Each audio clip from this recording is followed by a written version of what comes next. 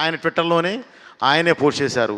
ఆ ఎక్స్పీరియన్స్ ఆయన దగ్గర ఆయన ఇచ్చిన ఆ గౌరవానికి, ఈ ధర్మానికి ఆయన ఇచ్చే గౌరవానికి, భారతదేశం అంటే ఆయనకున్న గౌరవానికి, దైవం అంటే ఆయనకున్న భక్తికి నిజంగా ఆ రోజు చూసి ఆయనకి చేతులెత్తి నమస్కరించాం మేము. అలాంటి గొప్ప వ్యక్తి యోగి ఆదిత్యనాథ్ గారు.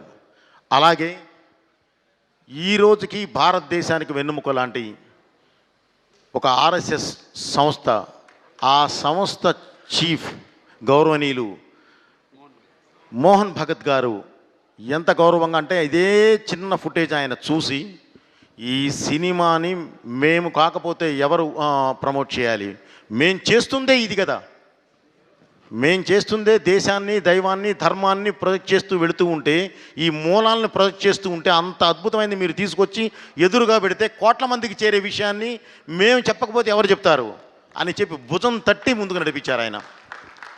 మేమున్నాం వెనకాల, మేము చూసుకుంటాం వెళ్ళమన్నారు. సో అది నిజంగా జీవితంలో మళ్ళీ మర్చిపోయేది కాదు, ఎట్టి పరిస్థితుల్లోనూ మర్చిపోయేది కాదు. అలాగే ఈ సినిమాని త్వరలో కూడా ఢిల్లీలో ఒక సరే దాయటమే ఉందండి, ఢిల్లీలో ఒక షో వేయబోతున్నాము.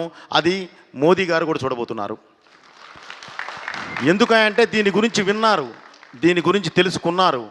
ఇంత గొప్ప సినిమాని తప్పకుండా మేము వెనకాలండి పుషిస్తాము అనేది వారు ఇవ్వాలి అనేది వారి ఆలోచన.